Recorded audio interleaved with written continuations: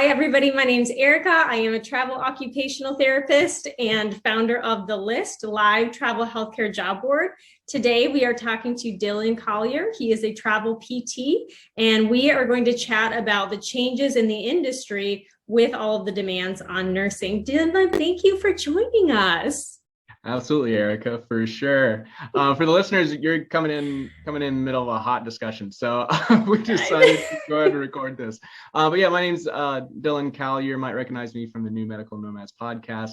I've been a home health therapist for a little over 5 years now, and we're just talking about how it's changed so much here recently and how much has been added onto the plate of us as therapists. So if that interests you, you can join in on this combo.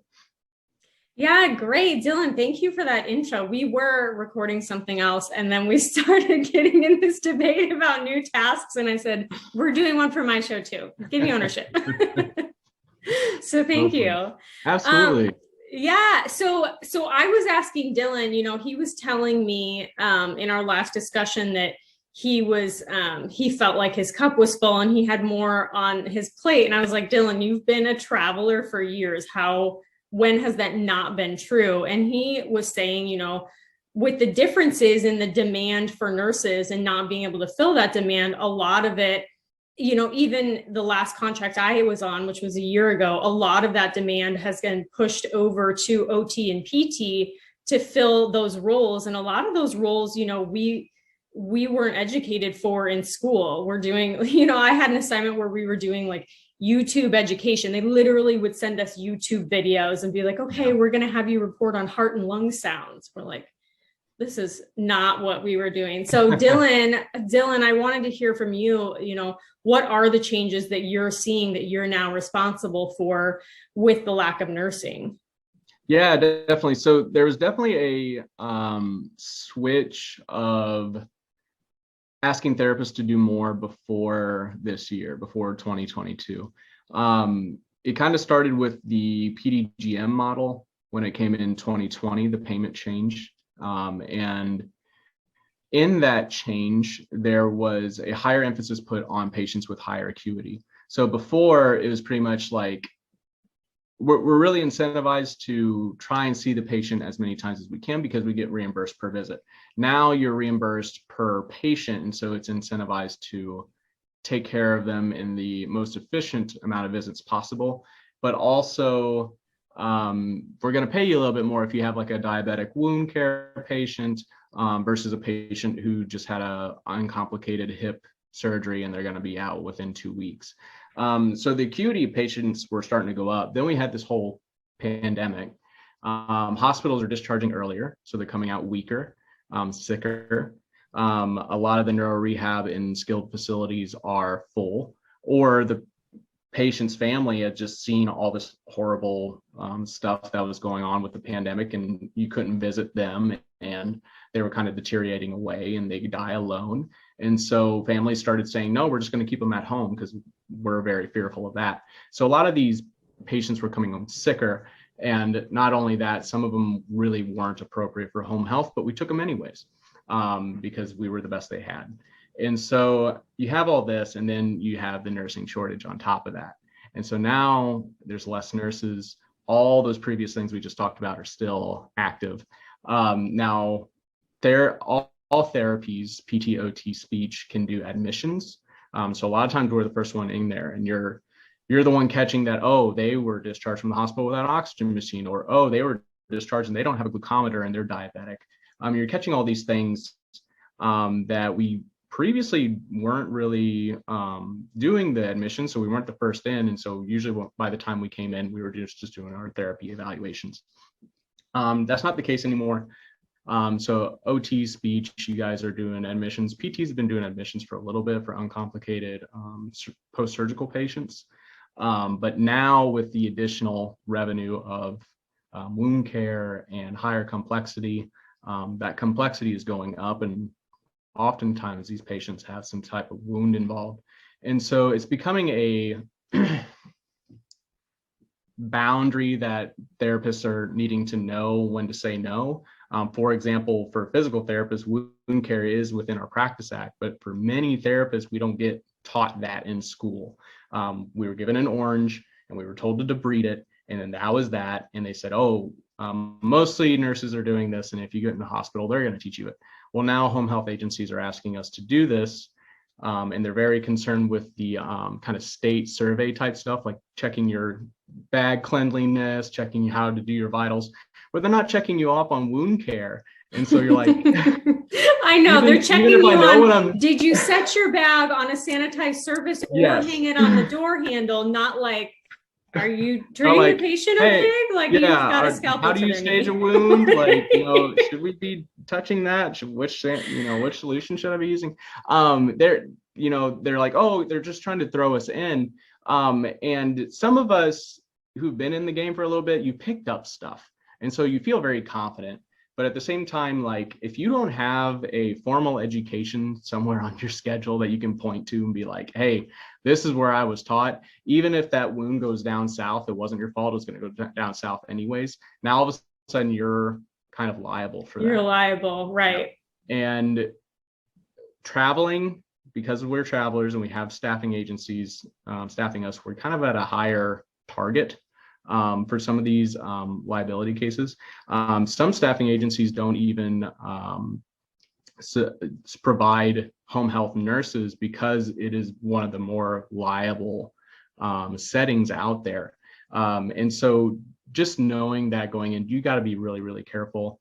And you got to be really good at what you're doing, but also being able to show that, hey, I've gotten the appropriate education and I can truly handle this. If it's in your scope, that's not enough. You need some education to do that. And then if you feel like you're getting pushed into a corner with some of this like medication management, you got a new diabetic patient that needs to learn insulin, you have a patient that has a new diagnosis of CHF, there needs to be a nurse in there.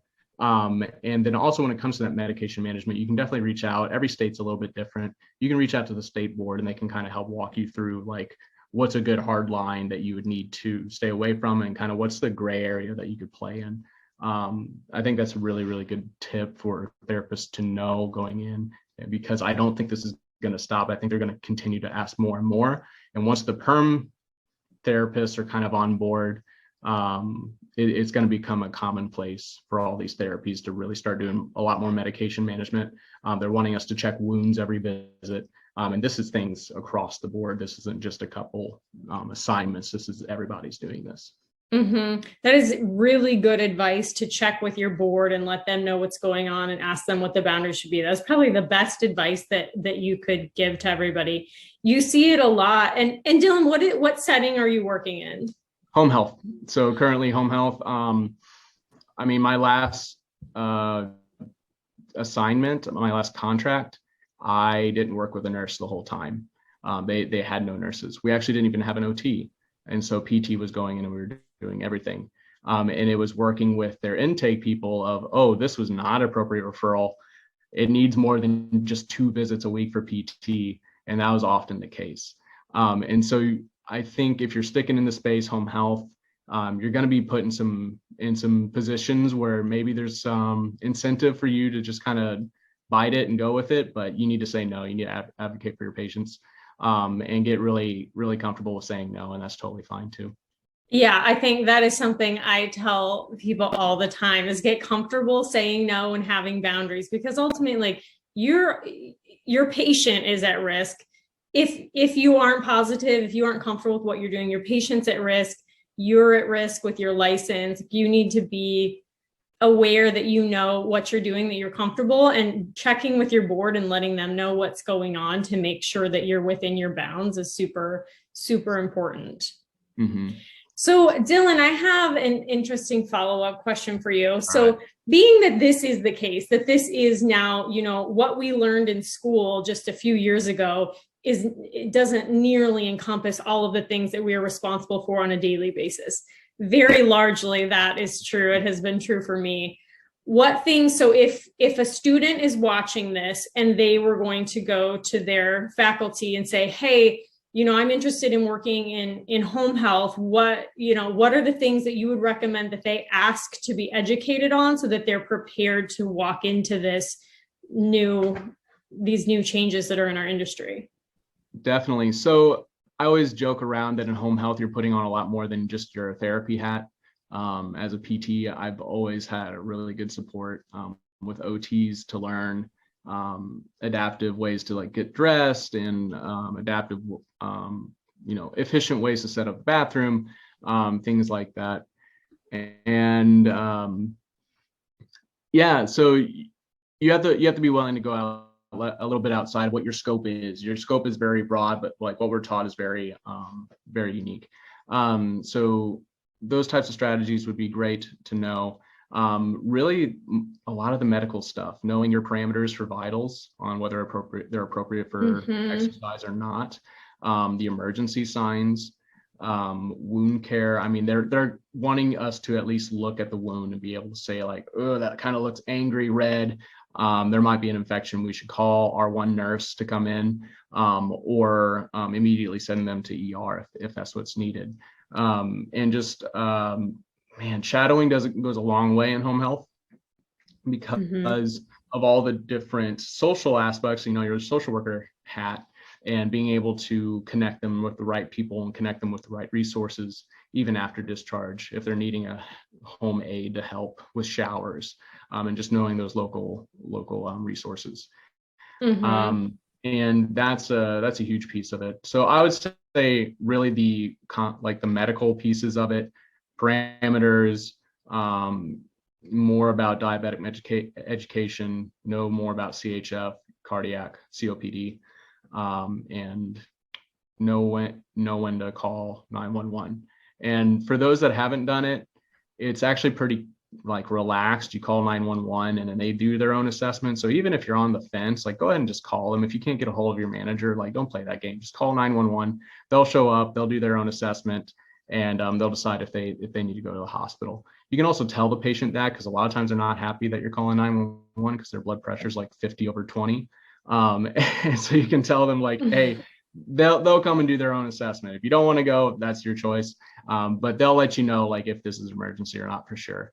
And then oftentimes it is. Oftentimes your gut is correct.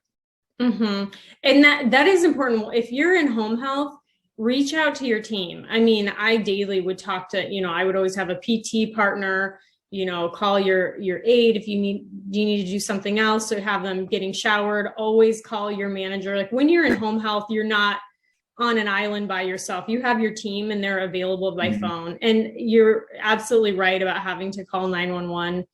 It happens all the time. So don't panic about it. You're not doing your job. It is status quo. It happens. Don't stress that. I think that that three other things that I can think of that I was asked to do as an OT in home health. And it is of note that OT and PT in home health have really kind of come together. And especially with all of these changes, they're kind of putting it on whoever can take it. So there is a ton of overlap in the two in the home health setting, especially right now. It's much more confusing for patients now to know I know, right? Between PT and OT, and it's honestly like, if I see something that's OT in the house I can fix right there, I'm going to fix it. And same thing for the OTs. If they're like, oh, this is how to better transfer, from sit to stand and to walk a little bit, use your walker, use it like this. Yeah, they're going to do the same thing. You fix what you find. Right. And I think that's good practice too, is just being of service when you're there and not saying, well, that's an OT thing or a PT thing. Like you just don't do that. You just handle it. You know what I mean? You do what's best for the patient. Yeah. So things that I've noticed that I've been asked to do that we did not cover in school. That was a good point about diabetes management. Definitely vital parameters.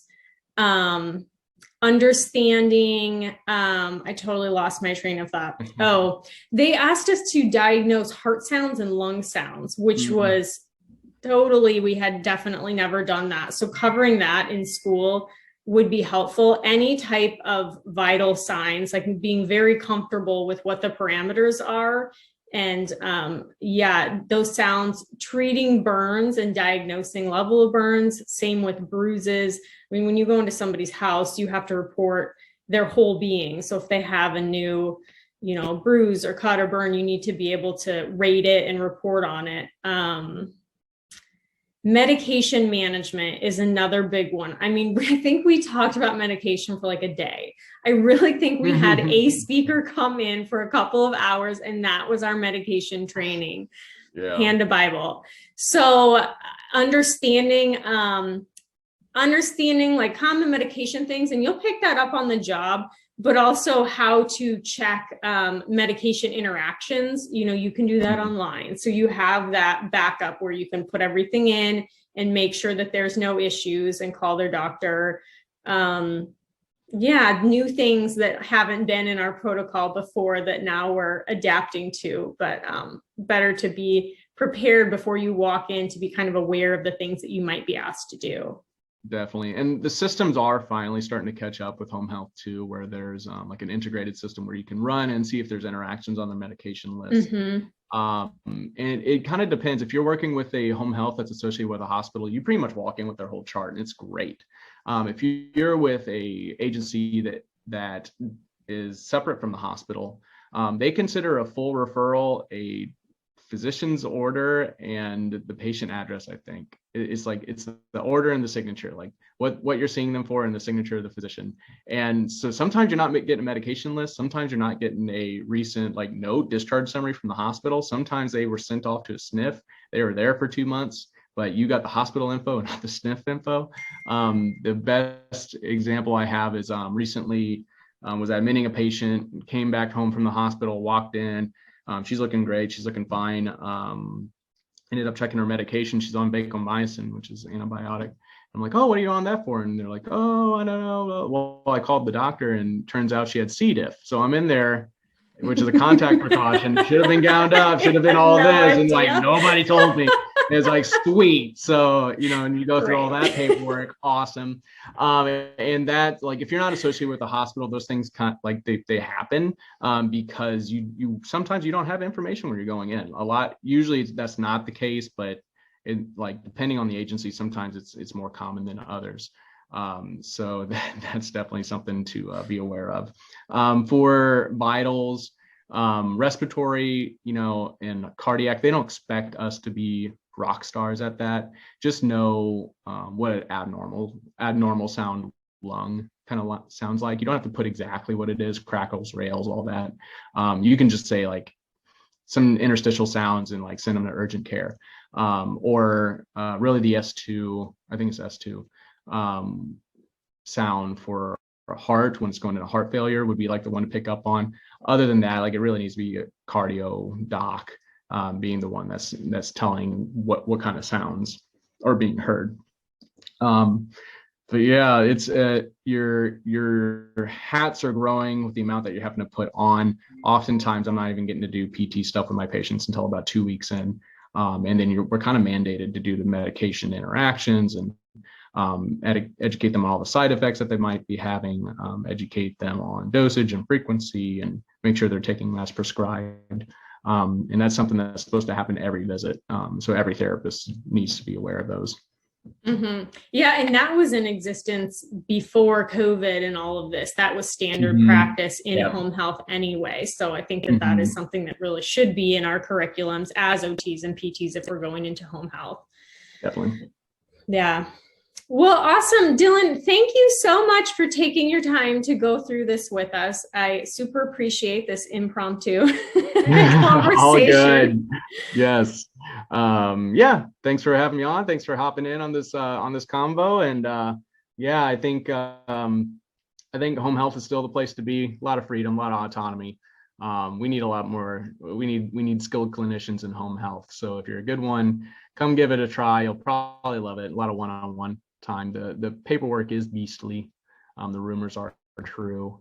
But you can do those at home when you're, sitting there with a coffee. It's pretty relaxed. As long as you're billing for those hours. Mm-hmm. as long as you're billing for the time that you're with the patient. All right, Dylan, thank you so much. I appreciate your time and appreciate you doing this. Absolutely. Catch you soon.